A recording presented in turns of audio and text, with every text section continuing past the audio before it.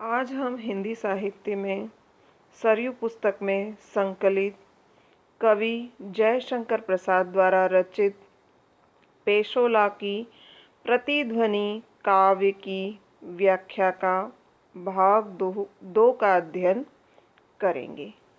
इसमें काव्य देखिए। प्रलयोल्का खंड के निकस पर कसकर। प्रलयोल्का ने प्रलय काल की उल्का, निकस ने कसौटी। चूर्ण अस्थि पुंज सा हंसेगा अट्टहास कौन। यहाँ पर संदर्भ होगा प्रस्तुत पंक्तियाँ जयशंकर प्रसाद द्वारा रचित पेशोला की प्रतिध्वनि काव्य से संकलित है। प्रसंग होगा, इस पद में कवि ने पिछोला झील के तट पर उपस्थित होकर संध्या के उदास वातावरण में महाराणा प्रताप की अंतिम पुकार को गूंजते हुए सुना है। उस आवाज को सुनकर कवि को लगता है कि यह पुकार अंतिम महाराणा प्रताप की मनोभावनाओं की गूंज है। प्रलयोल्का खंड के निकस पर कसकर चूर्ण अस्थि पुंज सा हंसेगा अट्टहास क्यों।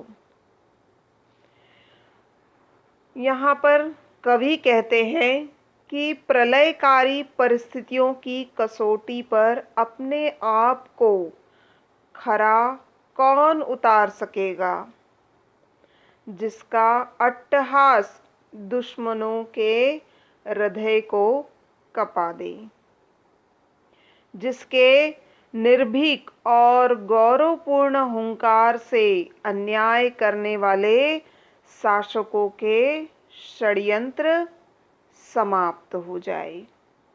धूली सी उड़ेगी किस दृप्त फुत्कार से। दृप्त ने तेज।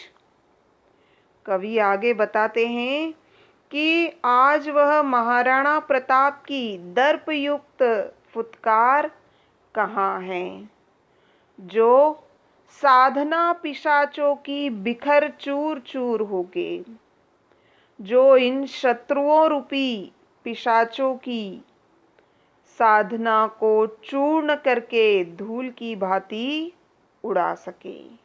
पिशाचों यानी राक्षसों।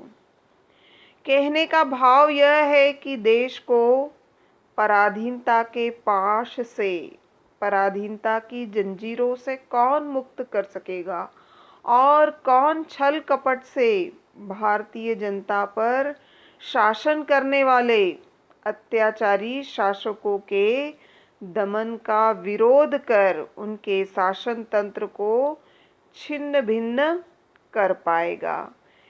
पिछोला झील की तरंगों से आज भी यह प्रतिध्वनि गूंज रही है।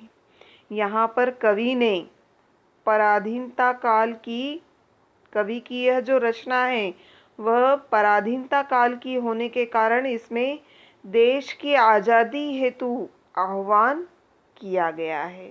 उन्होंने बताया है कि आज़ादी के लिए मर मिटने वाले दीवानों की अधूरी आकांक्षाओं को पेशोला तट की पुकार में प्रस्तुत किया है। आगे देखिए। कौन लेगा भार यह, जीवित कौन, सांस चलती है किसकी, कहता कौन ऊंची छाती कर मैं हूँ।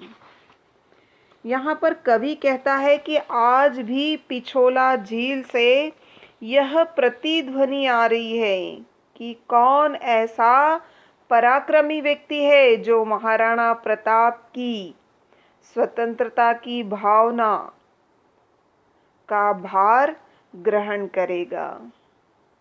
कवि कहते हैं कि पिछोला झील से आज भी यह ध्वनि आ रही है कि कौन ऐसा साहसी और पराक्रमी व्यक्ति होगा जो महाराणा प्रताप की स्वतंत्र होने की भावना की जिम्मेदारी को ले सकेगा। जीवित है कौन, ऐसा कौन जीवित व्यक्ति है सांस चलती है किसकी, किसकी सांसों में जीवन की शक्ति है। कहता है कौन ऊंची छाती कर मैं हूँ, कौन सीना तान कर कह सके कि मैं इस मेवाड़ में अभी हूँ। मैं हूँ मेवाड़ में अरावली श्रृंग सा, समुन्नत सिर किसका। बोलो कोई बोलो, अरे क्या तुम सब मृत हो। कवि आगे कहते हैं कि मैं इस मेवाड़ में अभी भी हूँ, मैं इसके भार को ग्रहण करूँगा और इसके प्राचीन गौरव को महाराणा प्रताप की तरह रक्षा करूँगा। कवि आगे बताते हैं कि अरावली पर्वतमाला, अरावली श्रृंगसा, अरावली पर्वतमाला के शिखरों की भांति किसका ऊंचा सिर है। समुन्नत सिर किसका, किसका सिर अरावली की पर्वतमाला की तरह ऊंचा है। अर्थात कौन महाराणा प्रताप की तरह दृढ़ और स्वाभिमानी है। कोई तो बोलो और बताओ, क्या तुम सब मृत हो गए हो। मेरे स्वर का कोई तो उत्तर दो। आह इस खेवा की, खेवा आने नाव, कौन थामता है पतवार ऐसे अंधड़ में। अंधड़ अने आंधी। अब यहाँ पर कवि पिछोला झील की प्रतिध्वनि के रूप में भारतीयों को देश प्रेम का संदेश दे रहे हैं। कवि दुख व्यक्त करते हुए कहता है कि आज महाराणा प्रताप का यह ओजस्वी स्वर नहीं रहा है। इस कारण कौन इस अंधड़ में देश की आज़ादी रूपी नाव की पतवार को संभालेगा, कौन इस नाव की का खेवैया बनेगा। अर्थात परिवर्तन के इस दौर में कौन मेवाड़ के प्राचीन गौरव को सुरक्षित रख पाएगा। कौन थामता है पतझड़ ऐसे अंधड़ में, कौन इस अंधड़ में देश की आज़ादी रूपी नाव की पतवार को संभालेगा। अंधकार पारावर गहन नियति सा, पारावार अने समुद्र, आज सर्वत्र, आज सभी और निराशा रूपी अंधकार का समुद्र गंभीर सृजन जैसा दिखाई दे रहा है। आज सभी दूर निराशा रूपी अंधकार का समुद्र दिखाई दे रहा है और इसमें किरणों का, प्रकाश का निरंतर अभाव है। उमड़ रहा है ज्योति रेखाहीन शुद्ध हो, शुद्ध यानी दुखी होना।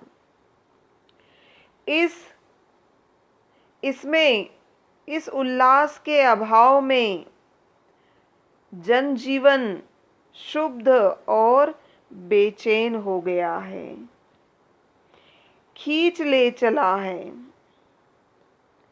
कवि कहता है कि इस समय आशा उल्लास के अभाव में इससे जनजीवन अत्यंत दुखी और बेचैन हो गया है। अर्थात निराशा रूपी अंधकार सभी और उमड़ रहा है, खींच ले चला है काल धीवर अनंत में। कवि कहता है कि समय रूपी नाविक मेवाड़ के उस गौरवपूर्ण ऐतिहासिक परिवेश क्षण को खींचकर ले जा चुका है और अनंत में विलीन हो चुका है। फिर भी फिर भी सांस सफरी सी अटकी है किसकी आशा में। फिर भी हमारी सांस उस ओजस्वी वीर वाणी को सुनने के लिए सफरी यानी मछली मछली की सांस की तरह अटकी हुई है। कवि कहते हैं कि समय रूपी नाविक मेवाड़ के उस गौरवपूर्ण ऐतिहासिक क्षण को खींचकर ले जा चुका है और अनंत में विलीन हो चुका है। फिर भी हमारी जो सांस है उस ओजस्वी वाणी को सुनने के लिए मछली की सांस की तरह अटकी हुई है। आज भी पेशोला के तरल जल मंडलों में कवि कहते हैं कि आज भी पिछोला झील की चंचल तरंगों में और जलावर्तों में यानी जल के मंडलों में महाराणा प्रताप की वही ओजस्वी वाणी निरंतर प्रतिध्वनित हो रही है। गूंजता है विकल किंतु वह ध्वनि कहाँ। अंत में कवि निमग्न होकर कहता है कि आज भी महाराणा प्रताप की वह ओजस्वी वाणी कहाँ है, जिन्होंने मातृभूमि की आज़ादी और सुरक्षा के लिए प्राणों की बाजी लगा दी। वह ओजस्वी भावना लुप्त हो गई है। गौरव सी काया पड़ी है प्रताप की वही मेवाड़ किंतु आज प्रतिध्वनि कहाँ। महाराणा प्रताप का गौरवपूर्ण यश अभी भी शेष है। आज मेवाड़ वही है किंतु किसी के मुख से महाराणा प्रताप की वह ध्वनि नहीं निकल रही है। अर्थात देशभक्त मातृभूमि की आज़ादी के लिए प्राणों को न्योछावर करने की ओजस्वी भावना समाप्त हो गई है। कवि को यही बात बड़े दुख की बात लगती है।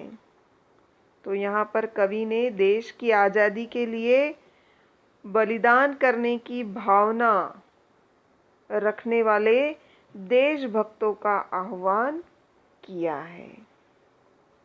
आगे देखिए,